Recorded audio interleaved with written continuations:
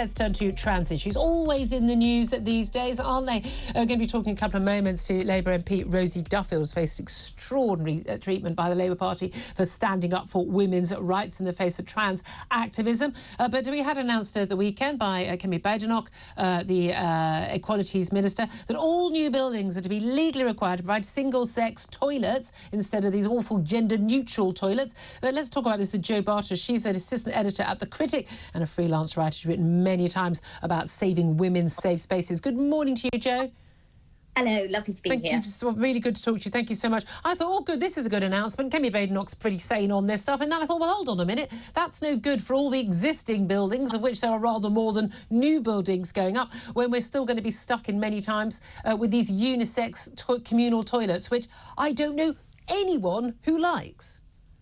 No, they're absolutely horrible, aren't they? And I mean, when you look at what's happened in schools, so lots of schools have been advised by lobby groups like Stonewall that they need to get rid of their single-sex toilets. And it's actually led to girls skipping school because they're embarrassed about, for example, you know, if they're on their period, they're embarrassed about the boys hearing them open their sanitary towels and what have you. So it really does matter. And it's something that has been campaigned for by feminists since the Victorian era, the urine release. It isn't a new problem. No, but also it's uncomfortable for men. My husband doesn't want to go into a toilet where there are teenage girls. Teenage girls don't want him in there. They don't know whether, you know, this is a safe man or not a safe man. I mean, this is the thing. The solution is quite clearly, you know, somewhere for, you know, the disabled toilet, stroke a trans toilet. If people want to use a toilet communal, you know, cubicle on their own, then do that. But it always seems to be the case that it is women who are asked to share their facilities.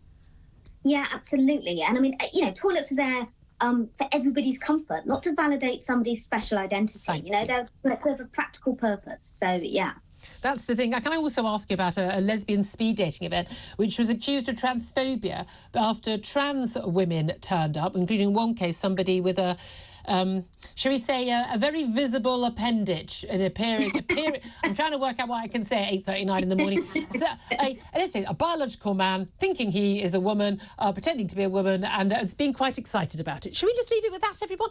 I mean, it's laughable, and yet we're talking about, you know, young women exploring their sexuality, wanting to be somewhere that they feel safe and comfortable, and basically a man turning up saying, no, I'm a woman, I want to be treated as this. And when the organisers say, we don't want men at this is a women-only event, they're told they're bigots and transphobes. What do you make of that? Yes, absolutely appalling. And what really sort of grates about this story is that not one of the mainstream large LGBT organisations has stood by this woman, because all of them now believe, apart from the LGBT Alliance, which is, you know, a tiny charity that has had to fight for its charitable status, all of them now believe that some lesbians can have penises, i.e., you know, men with a fetish can identify as lesbians, essentially. That's appalling. So, yeah, and we had the outgoing CEO of Stonewall, Nancy Kelly. She referred to same-sex attraction to lesbians only wanting to date other women, you know, the definition of a lesbian, as being akin to sexual racism. In emails to the BBC. Thing is, they're dangerous and they're laughable at the same time. I'm really, really grateful for you coming on, and I hope you'll come on the show again, Jo Bartosh. You've been a fantastic communicator on this and real amazing campaigner on this. Thank you so much indeed for standing up for women and girls' rights and just, frankly, sanity a lot of the time.